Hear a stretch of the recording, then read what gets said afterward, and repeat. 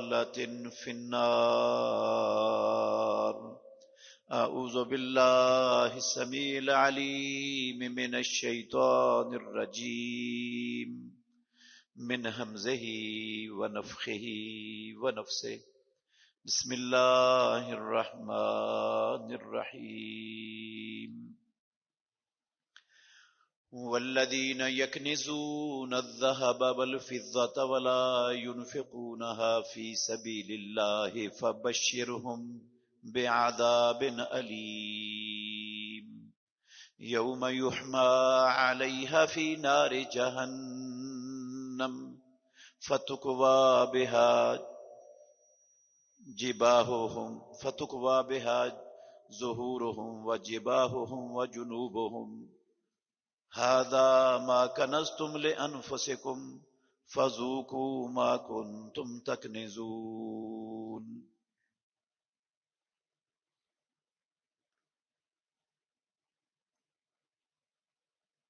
اور وہ لوگ جو سونے اور چاندی کو خزانہ بناتے ہیں اور اس کو اللہ کی راہ میں خرچ نہیں کرتے، انہیں دردناک عذاب کی بشارت سنا دو،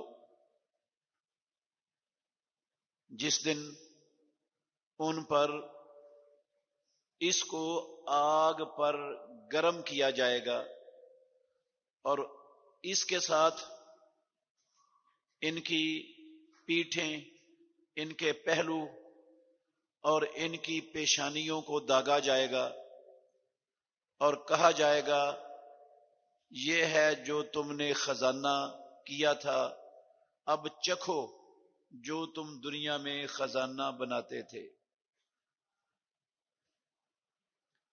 ہر قسم کی حمد و ثنا اللہ مالک العلام، اللہ وحدہ لا شریک کی ذات اقدس کے لیے بے شمار لا تعداد ان گنت درود و سلام سید الاولین والآخرین خاتم النبیین محمد الرسول اللہ صلی اللہ علیہ وآلہ وسلم کی ذات گرامی کے لیے۔ عزیز بھائیو، چند دن پہلے ہم رمضان کی آمد کی تیاریاں کر رہے تھے اور اب 2/3 رمضان گزر چکا ہے، صرف اس کا 1 عشرہ باقی ہے۔ اللہ رب العالمین نے اس رمضان المبارک کے آخری عشرے کو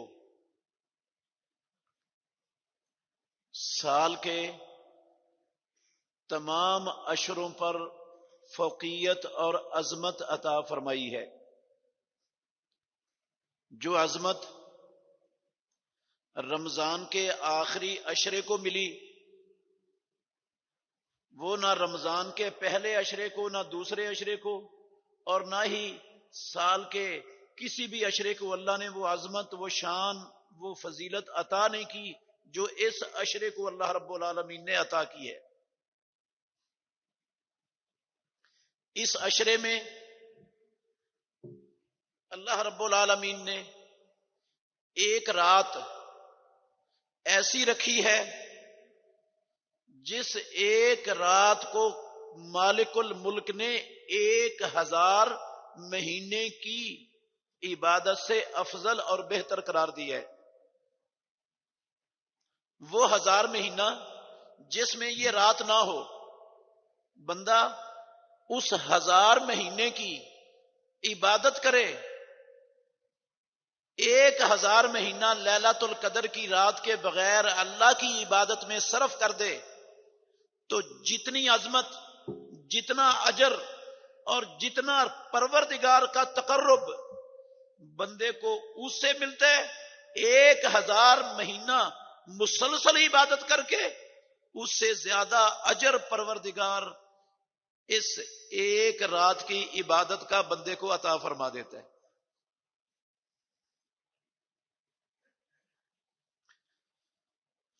اور یہ رات اس آخری عشرے کی راتوں میں سے ایک رات ہے. یہ مت سمجھنا کہ یہ لیلۃ القدر کی رات کوئی ساری رات عبادت کرے گا تو پھر اسے اجر ملے گا. یہ مسئلہ نہیں ہے. رات شروع ہوتی ہے سورج کے غروب ہونے سے اور فجر کے طلوع ہونے تک رات رہتی ہے. یہ جو لیلۃ القدر کی رات ہوتی ہے نا، یہ غروب شمس سے لے کر سورج کے طلوع ہونے تک خیر اور برکت کی رات ہے. اس رات میں جو بندہ تو ساری رات عبادت کر لے اس کی تو کیا شان اور کیا مقام اور اس کا کیا کہنا ہے. اور اگر کوئی ساری رات عبادت نہیں کر سکتا، صرف 2 رکعتیں ہی پڑھ لیتے ہیں، 2 رکعتیں لیلۃ القدر کی رات میں تہجد کی 2 رکعتیں پڑھ لیتے ہیں رات کے قیام کی، میرے محترم بھائیوں، وہ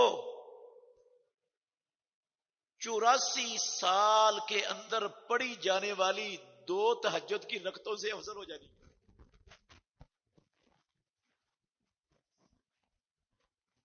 اور اگر بندہ اس لیلۃ القدر کی رات میں ساری رات تلاوت کرنے کی بجائے ایک پارا تلاوت کر لیتا ہے قرآن مجید کا، تو اسے 84 سال مسلسل ایک پارا عبادت کرنے کا جتنا پڑھنے کا جتنا اجر ملنا تھا نا، اس ایک پارا اس ایک رات میں پڑھنے کا رب العالمین نے اس سے بھی زیادہ اجر عطا کر دینا.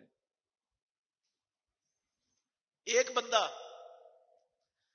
1 روپیہ اللہ کی راہ میں اپنے پاکیزہ اور حلال مال میں سے خرچ کرتا ہے اس لیلۃ القدر کی رات میں، تو وہ 84 سال تک مسلسل ہر رات میں 1 روپیہ خرچ کرنے سے جتنا اجر اس کو ملنا تھا اس سے زیادہ اجر اس رات میں 1 روپیہ کے خرچ کرنے پر پروردگار نے عطا کر دینا ہے، اس سے بہتر دے دینا ہے.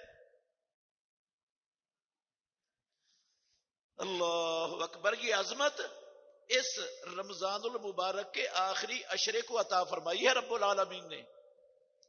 اور جس نبی کا ہم سب نے کلمہ پڑھا ہے، جب یہ آخری رمضان المبارک کا عشرہ شروع ہوتا تو پیارے پیغمبر ہماری ماں عائشہ رضی اللہ عنہا بیان فرماتی ہیں، کانا رسول اللہ صلی اللہ علیہ وسلم یجتہد فی العشر الاواخر ما لا یجتہد فی غیرہ. رمضان المبارک کے آخری 10 دنوں میں اللہ کے نبی اتنی محنت، اتنی کوشش اللہ کی عبادت میں کرتے تھے کہ اپنی پوری سال کی کسی رات کے اندر اتنی محنت، اتنی کوشش اللہ رب العالمین کی عبادت میں محمد الرسول اللہ نہیں کرتے تھے جتنی ان 10 راتوں کے اندر عبادت کرتے تھے. رسول اللہ صلی اللہ علیہ وسلم تو میرے محترم بھائیوں ہمیشہ ہی اللہ کی عبادت کرتے تھے، قیام اللیل کرتے تھے، ہمیشہ ہی چھوڑتے ہی نہیں تھے آپ. اور پوری رات اللہ اکبر سو کر پھر اٹھ کر پھر سو کر پھر اٹھ کر پھر سو کر پھر اٹھ کر اللہ کی عبادت میں لگے رہتے. لیکن ان 10 راتوں میں جتنی محنت محمد الرسول اللہ صلی اللہ علیہ وسلم کرتے تھے کسی رات میں نہیں کرتے تھے سال کی. اس سے آپ اندازہ لگا سکتے ہیں، ہر بندہ اندازہ لگا سکتا ہے کہ اللہ کے نبی کے سامنے یہ عشرہ کتنی عظمت والا ہے. اللہ کے نبی کی نظر میں اس عشرے کی کتنی اہمیت ہے کہ اس کو خاص الخاص اور بہت زیادہ عبادت کے اندر مصروف کرنا امام الانبیاء کا یہ اسوہ یہ دلیل ہے کہ پیارے پیغمبر اس کو بہت زیادہ اہمیت والا عشرہ سمجھتے تھے. صرف خود ہی نہیں عبادت کرتے تھے، خود ہی نہیں کرتے تھے. ہماری ماں کہتی ہیں اذا دخل العشر شد میزرہ وایقظ اہلہ واحیا لیلہ. جب یہ رمضان المبارک کا آخری عشرہ شروع ہوتا، شد میزرہ، امام الانبیاء اپنی پوری تیاری کر لیتے، اپنا تہ بند کس لیتے، اللہ کی عبادت کے لیے مکمل طور پر تیار ہو جاتے. وَأَيْقَظَ أَهْلَهُ، اپنے گھر والوں کو بھی سب کو جگا لیتے، خواتین کو بھی جگا لیتے، بچوں کو بھی جگا لیتے. وَأَيْقَظَ أَهْلَهُ، جو جاگنے کے قابل بچے ہوتے ان کو بھی جگا لیتے. وَأَحْيَا لَيْلَهُ، اور اپنی پوری پوری رات جاگ کر اللہ رب العالمین کی عبادت میں گزار دیتے. پورے سال کی 360 راتوں میں سے کوئی ایک رات ایسی نہیں جس میں محمد الرسول اللہ صلی اللہ علیہ وسلم نے ساری رات جاگ کر اللہ کی عبادت کی ہو، سوائے رمضان المبارک کی آخری 10 راتوں کے. میرے محترم بھائیوں، یہ عشرہ آج سورج کے غروب ہونے پر شروع ہو رہا ہے. اللہ رب العالمین ہمیں یہ عشرہ پانے کی سب کو توفیق عطا فرمائے، اور اس عشرے میں اپنے نبی کے طریقے پر چلتے ہوئے امام الانبیاء کے سیرت کو، اسوہ حسنہ کو اپناتے ہوئے اللہ ہم سب کو جس طرح امام الانبیاء رمضان کے آخری عشرے میں محنت، اجتہاد، کوشش اللہ کی عبادت میں بہت زیادہ کرتے تھے، اللہ ہم سب کو یہی کام کرنے کی توفیق عطا فرمائے. میرے بھائیوں، اس عشرے میں رات میں قرآن مجید کی تلاوت بھی ہوتی ہے، وہ بھی عبادت ہے. رات کا قیام بھی ہوتا ہے، وہ بھی عبادت ہے. آپ قیام مساجد میں امام کے ساتھ کریں یا قیام آپ لمبی دیر تک کھڑا ہونا چاہتے ہیں، اللہ نے آپ کے جسم میں یہ طاقت، استطاعت، ہمت رکھی ہے کہ آپ زیادہ قرآن پڑھنا چاہتے ہیں امام کے ساتھ پڑھنے کی بجائے، تو آپ کھڑے ہو جائیں اور ایک ایک رکعت میں ایک ایک پارہ، 2 پارے، 3 پارے کھڑے ہو کے پڑھی جائیں. جتنے آسانی سے آپ کھڑے ہو کر پڑھ سکتے ہیں کریں. کیا امام الانبیاء رات کو قیام بھی لمبا کرتے اور قیام میں پھر رکوع بھی بڑا لمبا ہوتا، اور پھر سجدہ وہ بھی اسی طرح قیام کے حساب سے اور رکوع کے حساب سے سجدہ بھی بڑا لمبا ہوتا. کتنا لمبا لمبا قیام ہوتا تھا امام الانبیاء کا. عبداللہ بن عباس رضی اللہ عنہما کی حدیث ہے صحیح بخاری میں، کہتے ہیں میں اپنی خالہ ام المومنین میمونہ رضی اللہ عنہا کے گھر میں تھا. اللہ کے نبی کی باری بھی ادھر تھی. پیارے پیغمبر رات کو اٹھے، آپ نے مشکیزے سے پانی لیا، وضو کیا، پھر آپ نماز پڑھنے کے لیے کھڑے ہو گئے. میں بھی ویسے ہی کیا جیسے اللہ کے نبی نے کیا تھا. بچے تھے عبداللہ بن عباس اس وقت. اللہ کے نبی کے بائیں طرف آ کر کھڑے ہو گئے کہ میں بھی نبی صلی اللہ علیہ وسلم کے ساتھ باجماعت یہ رات کا قیام کر لوں. رسول اللہ صلی اللہ علیہ وسلم نے عبداللہ بن عباس رضی اللہ عنہما کو نماز کی حالت میں کان سے پکڑا، اپنے پیچھے سے لا کر دائیں طرف کھڑا کر دیا. پتہ نہیں تھا نا، بچے تھے ان کو. جب اکیلا مقتدی ہوتا ہے تو پھر وہ امام کے دائیں طرف کھڑا ہوتا ہے، بائیں طرف نہیں کھڑا ہوتا. اللہ کے نبی نے بائیں طرف کھڑا کر دیا. عبداللہ بن عباس کہتے ہیں رضی اللہ عنہما، پیارے پیغمبر نے سورہ بقرہ شروع کی. میں نے سمجھا ایک پارہ پڑھ کر آپ رکوع چلے جائیں گے. آپ نے سورہ بقرہ ساری پڑھ دی. 2.5 پاروں کی ہے. پھر آپ نے سورہ نساء شروع کر دی. نساء بخاری شریف کی حدیث کے لفظ ہے. ساری نساء پڑھ دی پیارے پیغمبر نے. اور پھر سورہ آل عمران شروع کر دی سورہ نساء کے بعد. آل عمران بھی پڑھ دی. کتنے پارے بن جاتے ہیں؟ 5.5 پارے. اللہ کے نبی نے یہ قیام کے اندر 1-2 رکعتوں کے اندر پڑھے ہیں.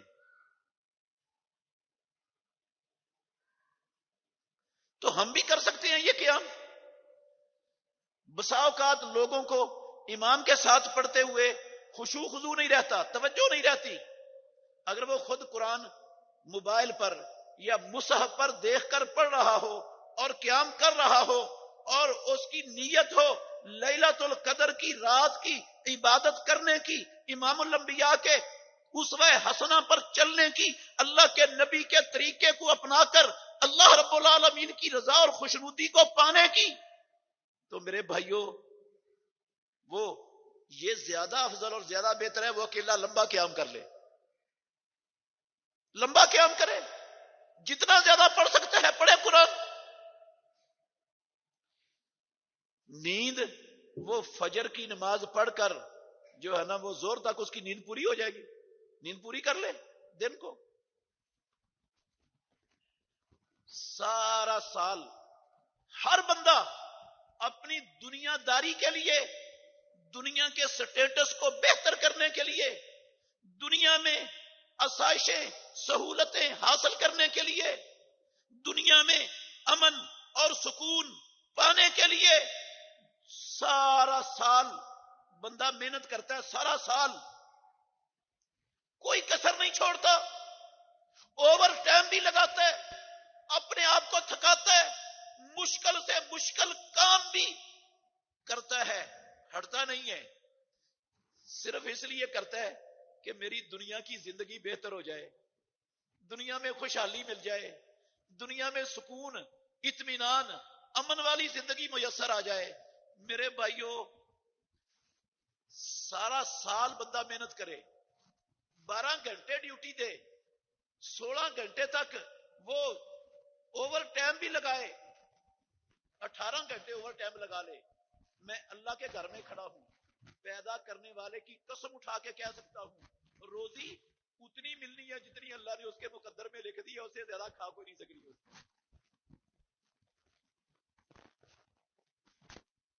مسلمان کا عقیدہ اور ایمان ہے کہ جو اللہ نے میرے مقدر میں لکھا ہے وہی مل رہا ہے مجھے.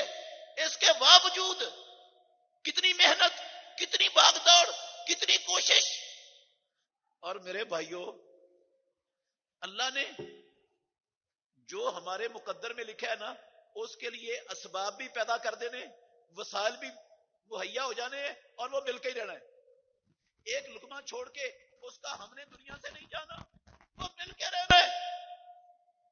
اس کے لیے اتنی محنت، اتنی کوشش، اتنی بھاگ دوڑ، نہ سردی کی پرواہ، نہ گرمی کی پرواہ، نہ رات کی پرواہ، نہ دن کی پرواہ.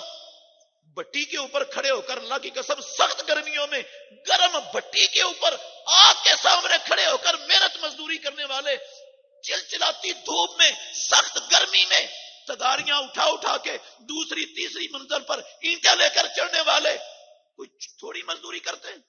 کس لیے کرتے ہیں؟ اپنی دنیا کی زندگی بہتر کرنے کے لیے، دنیا اچھی ہو جائے.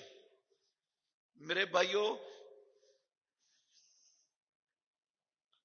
یہ دنیا کی زندگی ممکن ہے اچھی ہو جائے، اس کے ساتھ ممکن ہے، بعید نہیں ہے، ممکن ہے اچھی ہو جائے کچھ اس کے ساتھ، لیکن کتنی کو لمبی ہو جائے گی یہ دنیا کی زندگی؟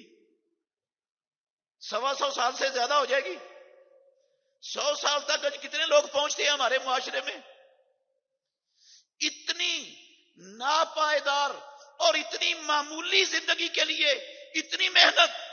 اور میرے بھائیوں مالک الملک نے مجھے اور آپ کو یہ جو زندگی بخشی ہوئی ہے، عطا کی ہوئی ہے، پیدا کرنے والے کی قسم یہ صرف کھانے پینے کی کوششوں کے لیے نہیں دی، یہ دی ہے اپنی اصلی حقیقی اخروی زندگی کو سنوارنے کے لیے.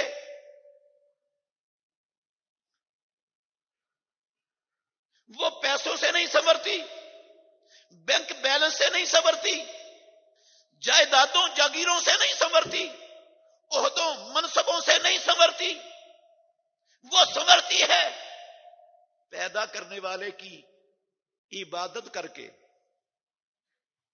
پروردگار کو راضی کر کے، پروردگار کے حکموں پر عمل پیرا ہو کر وہ آخرت والی ہمیشہ والی زندگی سنورتی ہے۔ اللہ کے نبی رمضان المبارک کا پورا مہینہ اور رمضان المبارک کے آخری عشرے کی یہ 10 راتیں دنیا کے لیے نہیں، اپنی آخرت کو سنوارنے کے لیے صرف کرتے تھے۔ اللہ کے نبی کو آخرت کے سنوارنے کی تو فکر ہی نہیں ہونی چاہیے تھی، ہاں، ان کو تو فکر ہی نہیں ہونی چاہیے تھی۔ ان کے بارے میں تو یقین ہے کہ وہ جنت کے دروازے پر دستک دیں گے تو دروازہ کھلے گا، وہ جنت میں مقام محمود پر فائز ہوں گے، وہ جہنم میں گرے ہوئوں کو سفارش کر کے جہنم سے نکال کر جنت میں داخل کریں گے۔ امام الانبیاء جن کا اتنا درجہ اور مقام ہے، وہ اپنی اخروی زندگی کو سنوارنے کے لیے، بہتر کرنے کے لیے، اس کو امن والی آسائش والی بنانے کے لیے وہ اتنی محنت کریں، اور ہم ساری محنت دنیا کے لیے کرتے چلے جائیں۔ یار آخرت کی پرواہ کوئی نہ ہو، ہمیں احساس بھی نہ ہو۔ ملیں گے آپ کو بے شمار ہمارے معاشرے میں مسلمان ملیں گے، اکثریت ایسی ملے گی آپ کو جو رمضان المبارک کے آخری عشرے کی 10 راتوں میں ٹی وی پر بیٹھ کر، ٹی وی ٹرانسمیشنوں پر وہ اپنا وقت صرف کر دیں گے۔ بے شمار ایسی نسل ملے گی نوجوان جو فیس بک یوٹیوب پر بیٹھ کر پوری رات اپنی صرف کر دیں گے۔ مسجد سے تعلق نہیں ہوگا ان کا، قرآن سے تعلق نہیں ہوگا ان کا، عبادت سے تعلق نہیں ہوگا ان کا، امتی محمد الرسول اللہ صلی اللہ علیہ وسلم کے ہوں گے۔ اللہ کی قسم ساری رات وہ دکانوں میں اپنی دنیا کی دھندے کی فکر میں ساری رات صرف کر دیں گے۔ آزمائش ہے نا یہ بھی، یہ عبادت کی راتیں ہیں، عبادت کے دن ہیں، اور یہی کاروبار کے عروج کے دن بھی ہیں۔ عید آنی ہوتی ہے، لوگوں نے عید کی شاپنگ کرنی ہوتی ہے، بڑا مال آتا ہے تاجروں کے پاس، تجارت کے خوب فروغ کے اور خوب پھیلنے کے دن ہیں یہ، اور ادھر یہ عبادت کے دن ہیں۔ محمد الرسول اللہ صلی اللہ علیہ وسلم میرے محترم بھائیوں ہمارے لیے نمونہ، اسوہ حسنہ ہونے چاہیے۔ کیا اللہ کے نبی ساری دنیا کی مصروفیتوں کو ترک کر کے اپنے گھر والوں کو بھی جگا کر، سب کو جگا کر ساری رات مصلی پر کھڑے ہو کر رب کی عبادت میں صرف کر دیں؟ یہ 10 دن اور راتیں کیا آپ تنگ دست ہو گئے، بھوکے ہو گئے؟ آپ کی ضرورتیں ساری کی ساری ادھوری رہ گئی؟ اس وجہ سے کوئی کمی آئی رزق میں؟ اس وجہ سے کوئی لقمہ کم ہوا؟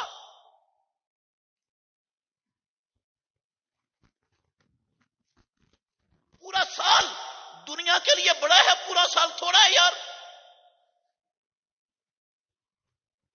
کم از کم یہ 10 راتیں جن کو اللہ رب العالمین نے یہ عظمت عطا فرمائی ہے، وہ تو اس طرح نہیں غفلت میں بسر ہونی چاہیے ہماری مسلمان امت کی۔ اور کئی ایسے بد نصیب بھی ہیں، وہ کاروبار نہیں کرتے لیکن مسجد میں بیٹھ کر گپیں لگاتے ہیں۔ جو عبادت کر رہے ہوتے ہیں نا، قسم ہے اللہ کی، ان کے لیے ٹینشن کا باعث بنے ہوتے ہیں۔ شور شرابہ ہو رہا ہوتا ہے، گپیں لگ رہی ہیں، اعتکاف بیٹھے ہوئے ہیں، اور اعتکاف کس لیے؟ گپیں لگائی جا رہی ہیں، ہنسی مذاق ہو رہا ہے، کھانوں کے مختلف قسم کے دور ماشاءاللہ کٹھے ہو کے چل رہے ہیں، مجلسیں گرم ہیں۔ کیا ہو رہا ہے جی؟ ماشاءاللہ یہ پتہ نہیں سیر و تفریح ہو رہی ہے یا رب کی عبادت ہو رہی ہے۔ ہم نے، ہمارے معاشرے کے مسلمانوں نے اعتکاف کو بھی اللہ کی قسم سیر و تفریح سمجھ لیا۔ عبادت تو سمجھا ہی نہیں.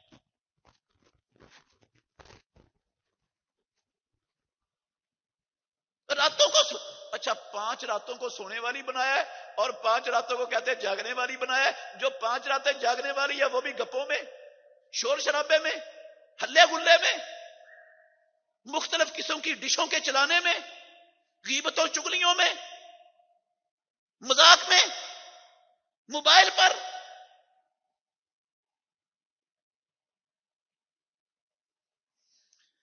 اللہ اکبر. محمد الرسول اللہ صلی اللہ علیہ وسلم کے دور میں، صحابہ کے دور میں، اللہ کے گھر میں کھڑا ہوں، دیانتداری سے، ذمہ داری سے کہہ رہا ہوں یہ بات. 5 راتیں جاگنے کی اور 5 راتیں سونے کی کا تصور نہیں تھا آخری اشرے، آخری دہاقے میں.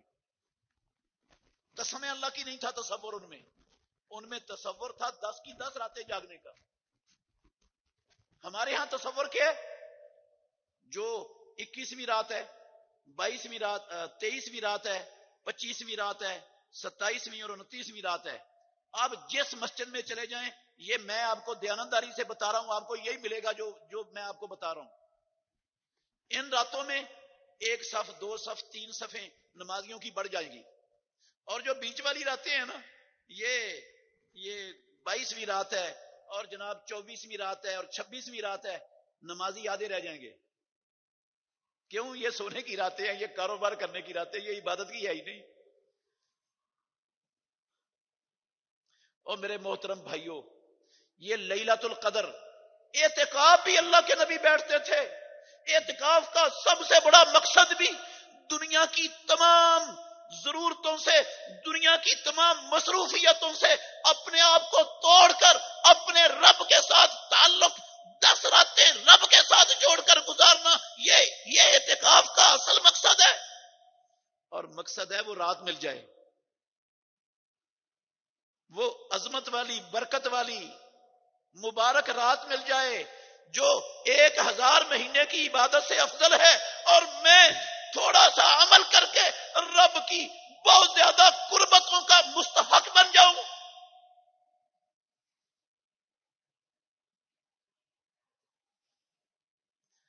ان راتوں میں قیام بھی ہے، تلاوت بھی ہے، ذکر و اذکار بھی ہیں، درود بھی ہے، ساری باتیں ہو سکتی ہیں.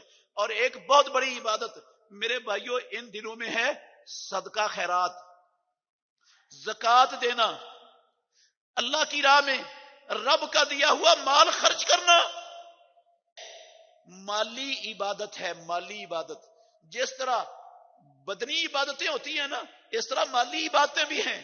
ان مالی عبادتوں میں سے سب سے عظیم الشان عبادت وہ اللہ رب العالمین کا دیا ہوا مال اللہ کے حکم پر، اس کے نبی کے حکم پر، اللہ کی راہ میں جس جگہ پر اللہ نے اور اس کے نبی نے کہا ہے وہاں پر خرچ کرنا، یہ مالی عبادتوں میں سے سب سے بڑی عبادت ہے. کتنی بڑی عبادت ہے؟ اللہ رب العالمین نے زکوٰۃ کو اسلام کے بنیادی 5 ارکان میں سے ایک رکن قرار دیا ہے.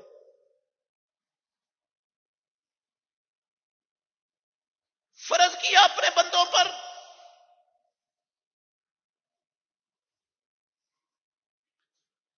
اللہ اکبر. اپنے بندوں پر، امت محمد پر فرض نہیں کیا، پہلے نبیوں پر، اللہ کی قسم پہلی امتوں پر بھی یہ زکوٰۃ فرض تھی. قرآن میں پہلی امتوں کو بھی رب نے اس کا حکم دیا تھا. پہلے نبی بھی اپنی امتوں کو حکم دیتے تھے.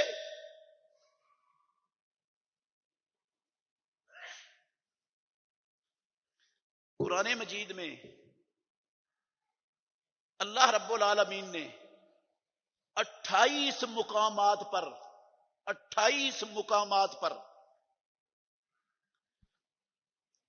زکوٰۃ کو نماز کے ساتھ ملا کر بیان کیا ہے. 28 مقامات پر قرآن میں.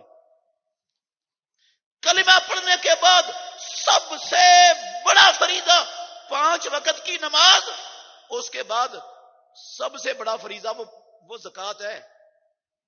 چھوٹی سی عبادت نہیں. اسلام کا تیسرا بڑا بنیادی رکن جس طرح، اور میرے بھائیوں یاد رکھنا، جس طرح نماز نہ پڑھنے والا بندہ مسلمان برادری کا فرد نہیں رہتا، قسم ہے اللہ کی، زکوٰۃ نہ دینے والا بندہ وہ بھی مسلمان برادری سے خارج ہو جاتا ہے، مسلمان برادری کا فرد نہیں رہتا۔ یہ کوئی صرف نفلی عبادت نہیں ہے کہ کرو گے تو اللہ اجر دے گا، یہ فرض کیا پروردگار نے۔ جن کو اللہ نے اتنا مال دیا جو نصاب کو پہنچا ہوا ہے اور اس پر سال گزر گیا ہے، اگر وہ زکوٰۃ نہیں دیتا مسلمان برادری سے اس بندے کا خاتمہ ہو جاتا ہے، خارج ہو جاتا ہے، مسلمان برادری کا فرد رہتا ہی نہیں۔ میں نے نہیں کہی یہ بات، میں کسی کو مسلمانوں سے خارج کرنے کی اتھارٹی نہیں رکھتا ہوں، قسم ہے اللہ کی میں اتنی بڑی بات کہہ ہی نہیں سکتا اپنے پاس سے، یہ قرآن میں لکھا ہے، قرآن میں لکھا ہے۔ سورہ توبہ کی 11 نمبر آیت ہے، آپ گھر میں جا کے خود ضرور مطالعہ کرنا اس کا، اس کی شرح بھی پڑھ لینا۔ اللہ نے کہا فَإِن تَابُوا وَأَقَامُوا الصَّلَاةَ وَآتَوُا الزَّكَاةَ فَإِخْوَانُكُمْ فِي الدِّينِ، اگر یہ لوگ توبہ کر لیں، کفر کو چھوڑ دیں، شرک کو چھوڑ دیں، نماز قائم کریں، زکوٰۃ ادا کریں تو پھر دین میں تمہارے بھائی ہیں۔ اس کا مطلب ہے جو کفر شرک سے توبہ نہیں کرتا وہ مسلمانوں کا دین میں بھائی، جو نماز قائم نہیں کرتا وہ مسلمانوں کا دین میں بھائی، جو زکوٰۃ ادا نہیں کرتا وہ مسلمانوں کا دین میں بھائی، اور جو مسلمانوں کا دین میں بھائی نہیں وہ کیا ہے پھر؟ وہ آپ خود سمجھ سکتے ہیں کہ اگر کوئی زکوٰۃ دینے سے انکار کرتا ہے، اتنا بڑا فریضہ اسلام کا، زکوٰۃ دینے سے انکار کرتا ہے، اسلام سے خارج ہو جاتا ہے، کافر ہو جاتا ہے، مرتد ہو جاتا ہے، اس کے خلاف مسلمان حکمرانوں پر جنگ جہاد کرنا اس کے خلاف فرض ہو جاتا ہے۔ صدیق اکبر رضی اللہ عنہ کے دور خلافت میں کچھ لوگوں نے زکوٰۃ دینے سے انکار کر دیا تھا، وجہ کوئی بھی تھی ان کے ذہن میں، انہوں نے کہا نہیں ہے زکوٰۃ ختم ہو گئی اب۔ صدیق اکبر رضی اللہ عنہ نے اعلان کیا واللہ لا اقاتلن من فرق بین الصلاۃ والزکوٰۃ، قسم ہے اللہ کی میں ابو بکر خلیفہ رسول اللہ، میں اس بندے کے خلاف لڑوں گا، جنگ کروں گا جو زکوٰۃ اور نماز میں فرق کرے گا، نماز پڑھے گا اور زکوٰۃ نہیں دے گا، میں لڑوں گا اس کے خلاف، جنگ کروں گا۔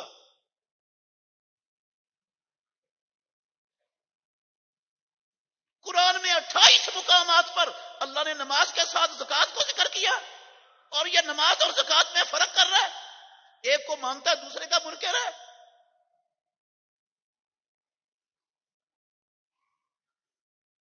صحابہ نے، اجماع تھا صحابہ کا، سارے صحابہ کا، قسم اللہ کی اللہ کے گھر میں کھڑا ہوں، صحابہ میں سے ایک صحابی نہیں تھا جو ابو بکر صدیق رضی اللہ عنہ کی اس رائے کے ساتھ اختلاف کرنے والا ہو اور وہ منکرین زکوٰۃ کے خلاف جہاد کو فرض اور واجب نہ سمجھتا ہو اپنے اوپر، ایک صحابی نہیں تھا ایسا۔ جنگ کی صحابہ نے ان کے خلاف، اور جنگ کسی مسلمان کے خلاف نہیں ہوتی، جنگ کافر کے خلاف ہوتی ہے، صحابہ نے کی ہے۔ اتنا بڑا اسلام کا فریضہ، اتنی بڑی عبادت۔ اچھا دیکھیں عبادت، حیرانگی کی بات ہے یہ مال جو ہمارے پاس ہے، یہ ہماری ذہانت، ہماری محنت، ہمارے باپ دادے کی کوشش کا نتیجہ ہے نا جو ملا ہوا ہے ہمیں، ہاں کیوں جی؟ ہماری تعلیم کا، ہماری محنت کا، کوشش کا، چلاکی کا، ذہانت کا ہاں نتیجہ ہے کہ مال مل گیا ہمیں، پیدا کرنے والے کی قسم نہیں، یہ اللہ کا فضل ہے، یہ اللہ کا فضل ہے۔ اس میں کسی کی ذہانت کا، کسی کی چلاکی کا، کسی کی جو ہے نا وہ تعلیم کا، پیدا کرنے والے کی قسم کوئی دخل نہیں، یہ اللہ کا فضل ہے۔ اس نے زمینوں آسمانوں کو پیدا کرنے سے 50,000 سال پہلے کا یہ فیصلہ کر دیا ہوا ہے، لکھ دیا ہوا ہے، تقسیم کر دیا ہوا ہے رب نے رزق. وہ اسی تقسیم پر ملتا ہے جو اس نے زمین و آسمانوں کی پیدائش سے 50,000 سال پہلے کی تقسیم لکھی، اسی پر ملتا ہے سب کو.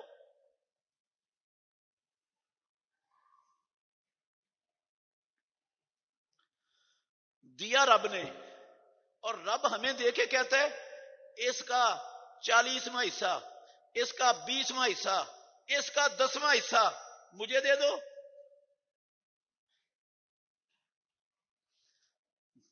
بے شمار لوگ، اچھے بھلے سمجھدار لوگ، ایمان والے لوگ، دیندار لوگ، قسم ہے اللہ کی، وہ بخل، کنجوسی، لالچ، دولت کے ہوس، ہرس کی بنا پر وہ جان چھڑاتے ہیں کہ جھوٹ ہی ہو جائے، زکات دینی نہ ہی پڑے، نہ ہی دے. اچھا، جو رب دے سکتا ہے ہمیں، جو رب دے سکتا ہے وہ واپس نہیں لے سکتا، چھین نہیں سکتا. ہاں، چھیننے کی طاقت نہیں ہے اس میں. وہ ہے نا حدیث صحیح بخاری میں، آپ سب نے سنی ہوئی ہے. 3 بندے تھے، 3 بندے، اللہ نے ان کو آزمانے کا فیصلہ کیا. اللہ نے فیصلہ کیا ان کو آزمانا ہے. ایک بندہ تھا کوڑ کی بیماری والا، ایک بندہ تھا گنجا، اور ایک بندہ تھا نابینا. بنی اسرائیل کا واقعہ ہے، بیان امام الانبیاء نے کیا، صحیح بخاری کی حدیث ہے، واقعہ سچا ہے، کہانی نہیں، کوئی افسانہ نہیں، حکایت نہیں، اللہ کی قسم حدیث ہے صحیح بخاری کی. اللہ نے فرشتے کو انسانی شکل میں ان کے پاس بھیجا. سب سے پہلے وہ کوڑ کی بیماری والے کے پاس آیا، کہنے لگا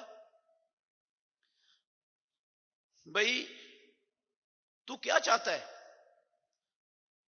تجھے کیا چیز پسند ہے؟ اس نے کہا میری یہ بیماری ختم ہو جائے، مجھے اچھا رنگ مل جائے، اچھی جلد ہو جائے، جس سے لوگ نفرت کرتے ہیں وہ ختم ہو جائے. اس نے دعا کی، اس کی وہ بیماری ختم ہو گئی، رنگ بھی اچھا ہو گیا، جلد بھی اچھی ہو گئی، سارا کچھ ٹھیک ہو گیا. فرشتے نے دعا کی اور اس کو پوچھا پھر تجھے مال کون سا پسند ہے؟ اس نے کہا اونٹ. اس نے ایک 10 ماہ کی حاملہ اونٹنی اس کو دے دی اور کہا اللہ تیرے اس مال میں برکت عطا فرمائے. پھر دوسرے کے پاس گیا جو گنجا تھا، اس کو کہا تجھے کیا چیز پسند ہے؟ اس نے کہا میرے یہ سر کے بال ہو گئے، لوگ اس کی وجہ سے نفرت کرتے ہیں، وہ ختم ہو جائے. تو اس نے ہاتھ پھیرا اس پر، وہ بال ہو گیا، ٹھیک ہو گیا، وہ اس کی وہ کیفیت ختم ہو گئی. مال تجھے کون سا پسند ہے؟ کہتا گائیاں.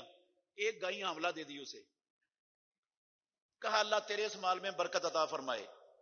پھر تیسرے کے پاس، نابینے کے پاس چلا گیا، اس کو کہا تجھے کون سی چیز پسند ہے؟ کہتا ہے مجھے نظر مل جائے، میں بھی لوگوں کو دیکھوں، دنیا کو دیکھوں. تو اس نے ہاتھ پھیرا، اللہ نے اس کی نظر ٹھیک کر دی. کہا مال کون سا پسند ہے؟ کہتا مجھے بکریاں پسند ہے، اس کو ایک بکری دے دی. رسول اللہ صلی اللہ علیہ وسلم نے فرمایا اس کے لیے اونٹوں کی ایک وادی بن گئی، اس کے لیے گائیوں کی ایک وادی بن گئی، اس کے لیے بکریوں کی ایک وادی بن گئی. اتنی برکت دی اللہ نے. وادی کہتے ہیں 2 پہاڑوں کے درمیان جگہ بھر گئی ان کی، ان جانوروں سے مالی ماں. اب وہی فرشتے کو اللہ نے دوبارہ بھیجا، یہ اس کوڑ والی بیماری کے پاس گیا، والے کے پاس گیا جس کو کوڑ والی بیماری تھی. اس کو کہا مسافر ہوں، میرا سارا کچھ حالت سفر میں ختم ہو گیا، اب اللہ کے فضل سے یا تیری مدد کے سوا میں اپنی منزل تک نہیں پہنچ سکتا، مجھے کوئی اپنے مال میں سے تھوڑا سا دے دو تاکہ میں آپ کی مدد سے اپنی منزل تک پہنچ سکوں. اللہ اکبر. اس نے کہا اوئے اخراجات بڑے ہیں، ضرورتیں بڑی ہے، تجھے دے دے تو ماما لگتا ہے، میں باقی اخراجات بھی کرنے، باقی ضروریات بھی پوری کرنی ہے، بڑے اخراجات ہیں، بڑی ضرورتیں ہیں دنیا میں. وہ کہتا ہے، فرشتہ اس کو کہتا ہے مجھے لگتا ہے تو وہی بندہ نہیں جو کوڑ کا مریض تھا، اللہ نے تجھے شفا دے دی اور تجھے مال دے دیا. کہتا نہیں تو بھولا ہوا ہے، جا کہیں اور. یہ تو میں داتے پرداتے سکڑ داتے سے یہ عیش و عشرت کرتا آ رہا ہوں، میں کوئی فقیر کنگال نہیں تھا. اس نے فرشتے نے بد دعا کی، اگر تو جھوٹا ہے نا اللہ تجھے ویسے ہی کر دے جیسے تو پہلا تھا۔ اس کے پاس دوسرے کے پاس گیا جو گنجا تھا، اس نے بھی یہی جواب دیا، اس کے ساتھ بھی یہی بات کی، اس کو بھی بد دعا دے کر چلا گیا۔ پھر تیسرے نبینے کے پاس گیا، اس کو بھی جا کر یہی کہا، مسافر ہوں، میری ساری پونجی ختم ہو گئی ہے سفر میں، منزل تک نہیں پہنچ سکتا، اللہ کے فضل اور تیری مدد کے بغیر چارہ نہیں ہے، میری مدد کر دے، کوئی اس مال میں سے دے دے۔ اس نے کہا میں غریب تھا، میں نابینا تھا، اللہ نے مجھے بینائی بھی دی، رب نے مجھے یہ مال بھی دیا، آج تجھے ضرورت ہے نا تو میں اپنے مال اور تیری ضرورت کے درمیان حائل نہیں ہوں گا، جتنی بکریاں چاہتا لے جا، جو چاہنا چھوڑ دے چھوڑ دے۔ اس نے فرشتے نے اس کے لیے برکت کی دعا کی۔ پیارے پیغمبر محمد رسول اللہ صلی اللہ علیہ وسلم نے فرمایا ان دونوں کا سارا مال تباہ و برباد ہو گیا، رب نے لے لیا واپس، اور اس کو یہ کامیاب ہو گیا، پاس ہو گیا اس امتحان میں۔ اور میرے بھائیوں، پیدا کرنے والے کی قسم ہے، یہ مال جو ہم کماتے ہیں، یہ مال آزمائش ہے ہمارے ہاتھوں میں، رب کی آزمائش، یہ امتحان ہے کہ ساری زندگی اس مال کی محبت کے اندر صرف کر دیتے ہیں، اس پر سانپ بن کر بیٹھ جاتے ہیں، کسی حقدار کو اس کا حق نہیں دیتے، اللہ کے دین کے لیے، الہ کلمت اللہ کے لیے، مظلوموں کو ظلم سے چھڑانے کے لیے ہمارے پیسے خرچ نہیں ہوتے، اس پر سانپ بن کر بیٹھ جاتے ہیں۔ یہ آزمائش ہے، امتحان ہے۔ اللہ مال دے کے دیکھتا ہے میرا حکم مانتا ہے یا نہیں مانتا، میرے کہنے پر مجھے دیتا یا نہیں دیتا۔ بے شمار لوگ فیل ہو جاتے ہیں، چند لوگ ہوتے ہیں جو پاس ہونے والے ہوتے ہیں اس امتحان۔ اولادکم فتنہ، اللہ نے کہا تمہارے اموال اور تمہاری اولادیں آزمائش، امتحان ہے دنیا میں۔ اس لحاظ سے بھی آزمائش ہے کہ تم اس کو حلال طریقے سے حاصل کرتے ہو یا حرام طریقے سے کماتے ہو، رشوت کے ذریعے لیے، کرپشن کے ذریعے اکٹھا کیا، ملاوٹ کے ذریعے اکٹھا کیا، کم تول کے جمع کیا مال، سود کے ذریعے سمیٹا ہے سارا مال، غریبوں کی جیبوں سے ان کے خون پسینے کی کمائی سود کے ذریعے ہتھیائی ہے، نجائز ذخیرہ اندوزی کے ذریعے مال اکٹھا کیا، چوری کے ذریعے لیے، لوگوں کے پلاٹوں پر نجائز قبضہ کر کے مالدار بنائے، بہنوں کا حق مار کے یہ بیٹھا ہوا گل چھڑے اڑا رہا ہے دولت پر، خرب روپیہ ہو بندے کے پاس، اس طرح کی آمدنیوں کا خرب دے دے اللہ کو، پیدا کرنے والے کی قسم ہے رب قبول ہی نہیں کرتا، رب کہتا بھاڑ میں جائے تیرا خرب مال، مجھے نہیں چاہیے یہ۔ ان اللہ طیب لا یقبل الا طیبا، اللہ پاک ہے، حلال کے علاوہ قسم ہے اللہ کی رب قبول کرتا ہی نہیں، حرام رب نہیں قبول کرتا۔ آزمائش ہے۔ اب نماز کا ٹائم ہو گیا ہے، جمعے کا ٹائم ہو گیا ہے، جمعے کی اذان ہو گئی ہے، اور ادھر ماشاءاللہ کاروباری ایام ہے، کاروبار ہو رہا ہے، دکانیں چل رہی ہیں، سارا کچھ کھلا ہوا ہے، نہ نماز کی پرواہ نہ جمعے کی پرواہ، جو کمائی کی ہے حلال ہے، حلال مال ہے یہ، جمعہ چھوڑ کر کمائی اللہ کی قسم حلال نہیں، نماز چھوڑ کر کمائی حلال نہیں، حرام کٹھا کر رہا ہے یہ، حرام سارا کما کے ساری دنیا کا مال چوری کر کے آپ کسی غریب مسکین کو دے دو، ایک ٹیڑی پیسے کا اجر نہیں ملنا، رب قبول ہی نہیں کرتا حرام کو، اس کو حلال چاہیے صرف۔ اور جب بندہ حلال آمدن میں سے، حلال کمائی میں سے، حلال مال میں سے، پاکیزہ مال میں سے اللہ رب العالمین کو دیتا ہے نا، جس کے پاس زیادہ دینے کی ہمت نہیں، زیادہ دینے کی ہمت نہیں، تنگ دست ہے بیچارہ، فقیر ہے، مسکین ہے، غریب ہے، بہت سارے ہیں ہمارے معاشرے میں، نہیں ہے اس کے پاس زیادہ دینے کی طاقت، امام الانبیاء محمد الرسول اللہ صلی اللہ علیہ وسلم نے فرمایا وہ اپنی حلال کی محنت مزدوری کمائی میں سے ایک کھجور کے برابر صدقہ کر دیتا ہے، کتنا؟ ایک کھجور کے برابر، ایک کھجور کتنے پیسوں کی مل جائے گی؟ ایک کھجور کے برابر. بخاری کی حدیث امام الانبیاء کہتے ہیں ایک کھجور کے برابر دیتے ہیں، اس سے زیادہ دینے کی سکت نہیں.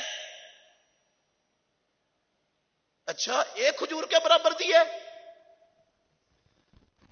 پروردگار اپنے سیدھے ہاتھ سے اس ایک کھجور کے برابر حلال کمائی کے دیے ہوئے مال کو قبول کرتا ہے سیدھے ہاتھ سے. اور ثم یربی کما یربی احدکم فلوہ، امام الانبیاء نے فرمایا رب اس کی پرورش کرنا شروع کر دیتا ہے دائیں ہاتھ میں لے کر، جس طرح تمہارا ایک اپنے گھوڑے کے بچے بچھیرے کی پرورش کرتا ہے، ایسے رب اس کی پرورش شروع کر دیتا ہے. حتیٰ تکونا مثل احد، حتیٰ کہ وہ کھجور کے برابر دیا ہوا رب کے ہاتھ میں احد پہاڑ جتنا بڑا ہو جاتا ہے. احد پہاڑ جتنا بڑا، 10 کلومیٹر کے لگ بھگ لمبا ہے احد پہاڑ، اونچا بھی ہے چوڑا بھی ہے.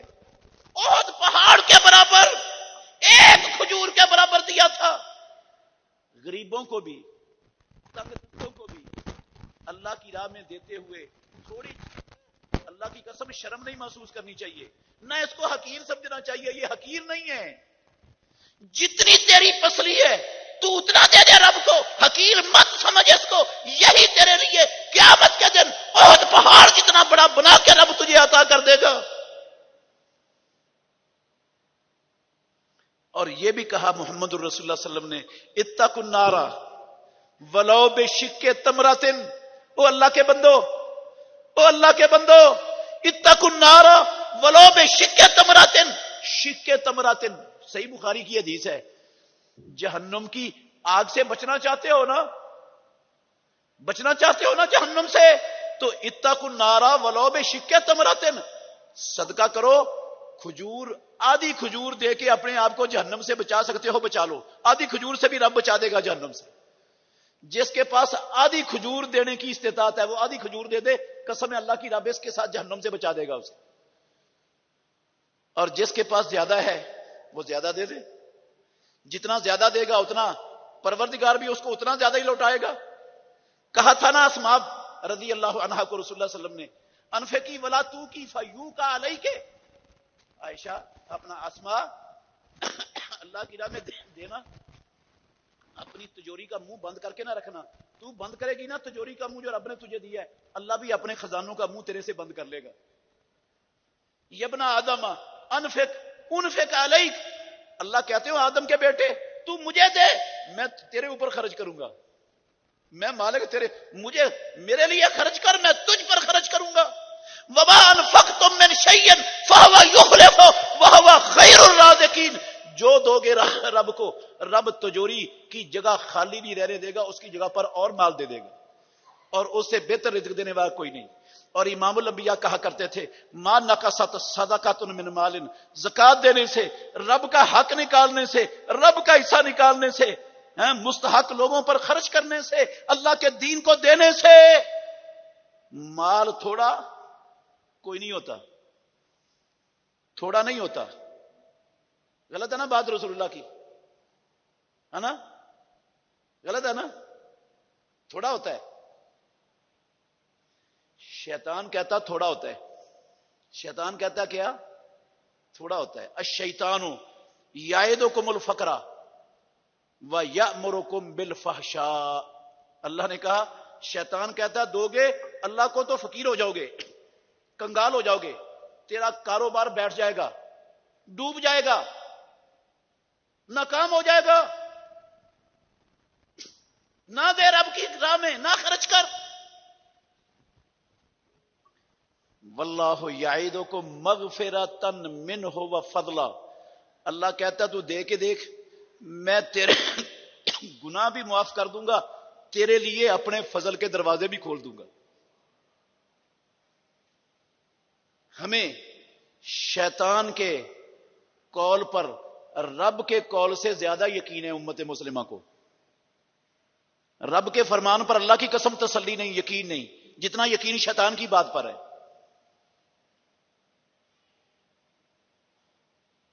اچھا نہ خرچ کریں گے رشتہ داروں کو، مستحقین کو نہیں دیں گے، غریبوں مسکینوں کو نہیں دیں گے، اللہ کی راہ میں الہ کلمات اللہ کے لیے نہیں خرچ کریں گے مال اپنا، کنجوسی کر کے رکھ لیں گے، بینک بیلنس بھر لیں گے، سانپ بن کر بیٹھ جائیں گے، تو اچھا کام کریں گے. وَلَا يَحْسَبَنَّ الَّذِينَ يَبْخَلُونَ بِمَا آتَاهُمُ اللَّهُ مِنْ فَضْلِهِ هُوَ خَيْرٌ لَهُمْ بل هو شر لهم سيطوقون ما بخلوا به يوم القيامة. یہ گمان نہ کریں بخل کر کے، کنجوسی کر کے، مال بچا کر، سانپ بن کر بیٹھ کر یہ نہ سمجھے ہم نے اچھا کیا ہے. اللہ کہتے ہیں انہوں نے بہت برا کیا اپنے لیے، اچھا نہیں کیا، برا کیا ہے. اسی مال کا توق بنا کے رب قیامت کے دن اس کے گلے میں ڈال دے گا. گنجا سانپ ہوگا جس کے سر پر سخت زہر ہونے کی وجہ سے لوں بھی ختم ہو چکے ہوں گے، اتنا زہریلا سانپ اس کے گلے میں ڈالے گا اور وہ اس کو ڈسے گا، کہے گا انا کنزوں کا، انا مالوں کا. تو دنیا میں رب کے دیے ہوئے پر سانپ بن کر بیٹھا تھا نا، میں وہی سانپ ہوں. ہاں تو بھی سانپ بن گیا تھا، آج رب نے اسی تیرے مال کو سانپ بنا دیا تیرے گلے کا.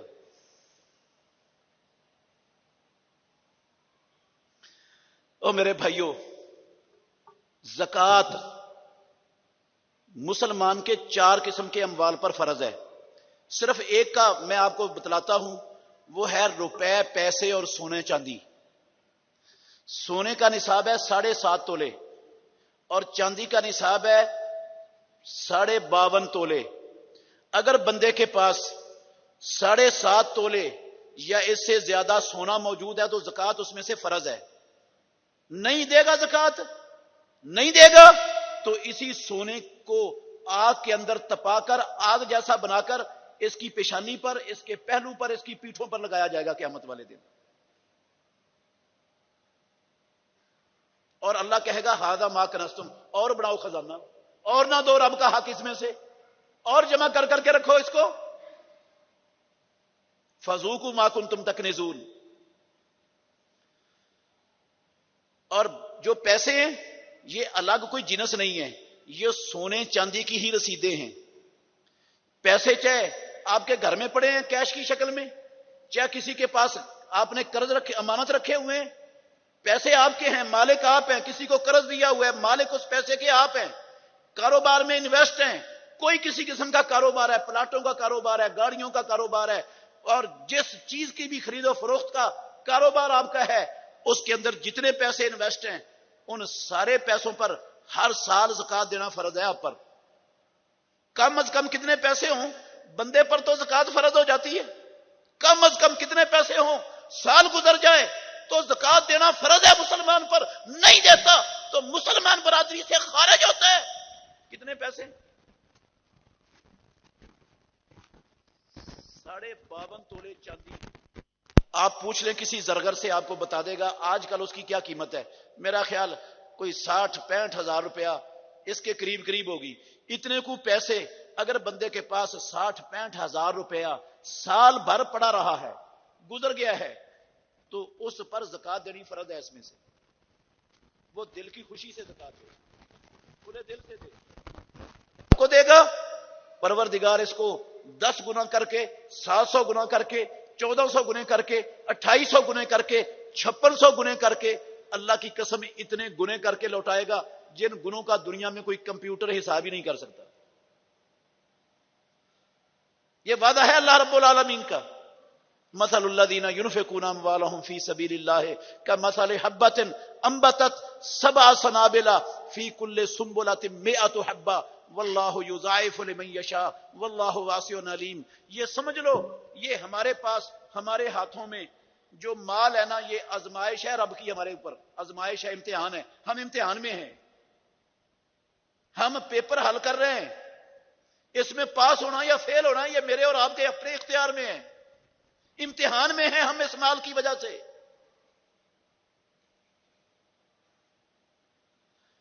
دے دو گے تو کمی نہیں آئے گی، مال پاک ہو جائے گا، بندہ گناہوں سے پاک ہو جائے گا.